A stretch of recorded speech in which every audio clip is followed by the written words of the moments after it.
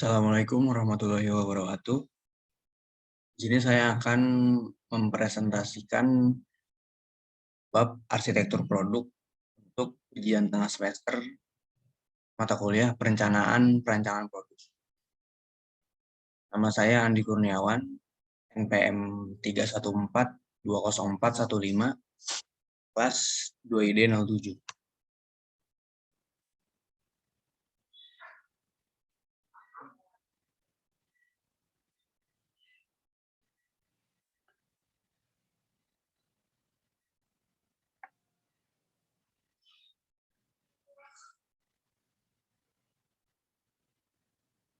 Arsitektur produk merupakan penugasan elemen-elemen fungsional dari produk terhadap kumpulan bangunan fisik, physical building block produk. Tujuan arsitektur produk yaitu menguraikan komponen fisik dasar dari produk.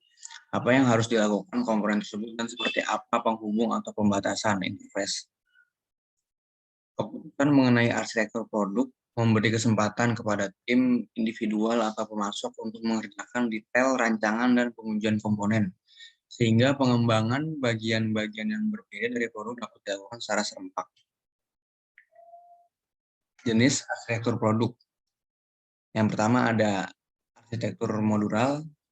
Fungsi-fungsi produk berada pada banyak cang. Arsitektur modular ini mempunyai dua ciri, yaitu sebagai berikut. Cang melaksanakan atau mengimplementasikan satu atau sedikit elemen fungsional pada keseluruhan fisiknya. Yang kedua, interaksi antara cang dapat dijelaskan dengan baik dan umumnya penting untuk menjelaskan fungsi-fungsi utama produk. Arsitektur integral, fungsi-fungsi produk berada pada beberapa cang. Arsitektur integral ini menunjukkan satu atau lebih ciri-ciri.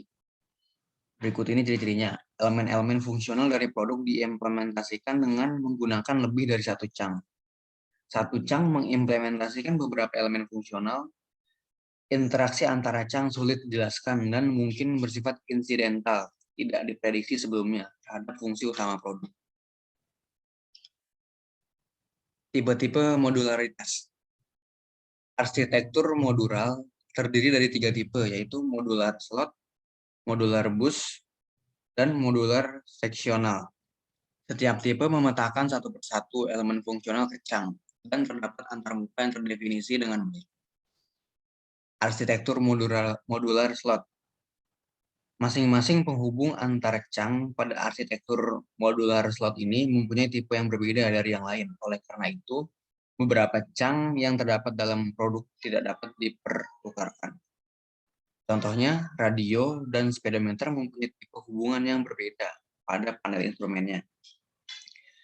Kedua, arsitektur modular bus. Pada arsitektur ini, cang-cang yang berbeda dapat dihubungkan ke produk melalui hubungan yang sama. Contoh, perluasan kart untuk komputer. Ya, arsitektur modular seksional. Pada arsitektur ini, semua penghubung mempunyai tipe yang sama. Rakitan dibuat dengan menghubungkan cang yang satu dengan yang lainnya melalui penghubung yang identik. Contohnya, pada sistem pipa, sistem sofa yang melingkar, dinding pemisah kantor, dan beberapa sistem di komputer. Langkah-langkah menetapkan arsitektur produk. Membuat skema produk. Skema merupakan diagram yang menggambarkan pengertian tim terhadap elemen-elemen penyusun produk.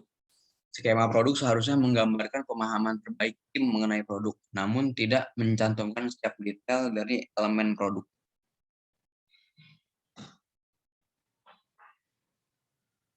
Mengelompokkan elemen-elemen yang terdapat dalam skema. Mengelompokkan setiap elemen dalam skema menjadi sebuah cang untuk menentukan kapan adanya keuntungan untuk mengelompokkan klaster.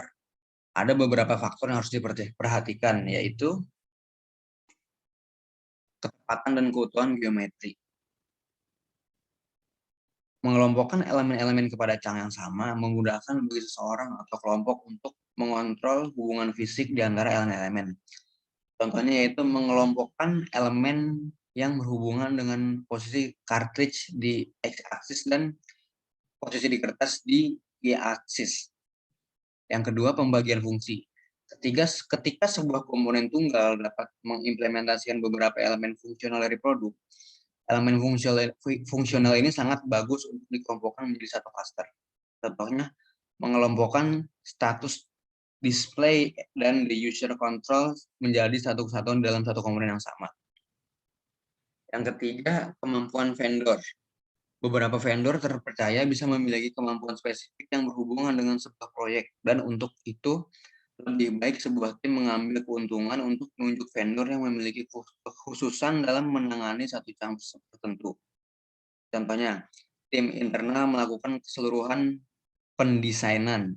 Jadi hal ini bukan merupakan pertimbangan yang penting. Yang ketiga, kesamaan desain atau teknologi produksi.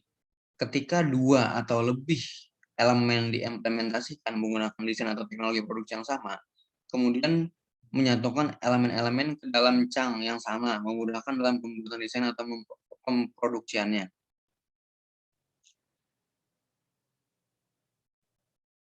Yang keempat, kesamaan desain atau teknologi produksi.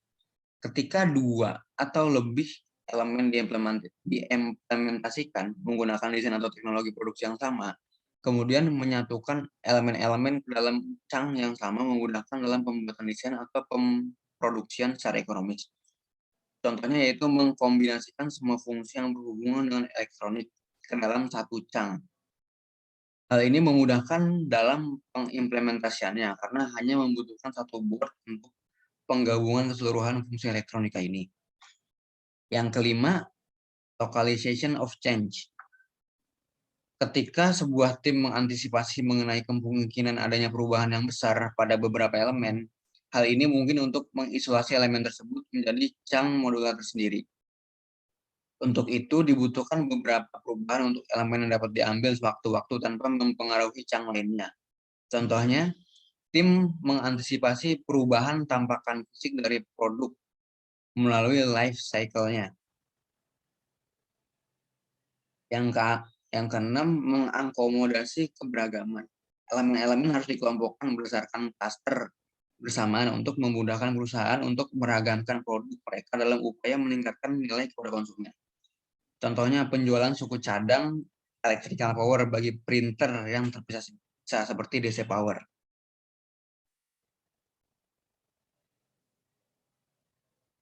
Yang ketujuh, kemampuan standarisasi. Apabila serangkaian elemen dapat berguna bagi suatu produk, elemen-elemen tersebut harus dikelompokkan, cluster, bersamaan menjadi satu chunk tunggal. Contohnya, adanya standar cartridge bagi printer. Yang ke-8, portability of interface. Beberapa interaksi mudah disalurkan melalui jarak yang jauh. Contohnya, sinyal elektrik lebih mudah dibawa daripada tenaga mekanis dan gerakan. Membuat rancangan geometris yang masih kasar. Sebuah rancangan geometris dapat dibuat dalam 2 atau 3 dimensi. Menggunakan gambar tangan, model komputer, ataupun model fisik. Pembuatan rancangan geometri tim diharuskan untuk mempertimbangkan apakah permukaan geometri di antara chunk layak dan untuk menjalankan hubungan dimensional dasar di antara chunk. Mengidentifikasi interaksi fundamental dan insidental. Interaksi fundamental merupakan adanya hubungan korespondensi untuk garis-garis pada skema yang menghubungkan chunk yang satu dengan yang lainnya. Interaksi ini direncanakan dipahami secara baik. Contohnya, satu lembar kertas keluar atau masuk ke dalam tempat kertas untuk memulai mekanisme mencetak. Yang kedua adalah interaksi insidental, merupakan interaksi yang muncul karena implikasi elemen fungsional menjadi bentuk fisik tertentu atau dikarenakan perubahan geometri dari chunk. Contohnya, getaran yang ditimbulkan gerakan dari tempat kertas dapat mengganggu ketepatan lokasi dari cartridge printer di x-axis. Sekian, terima kasih.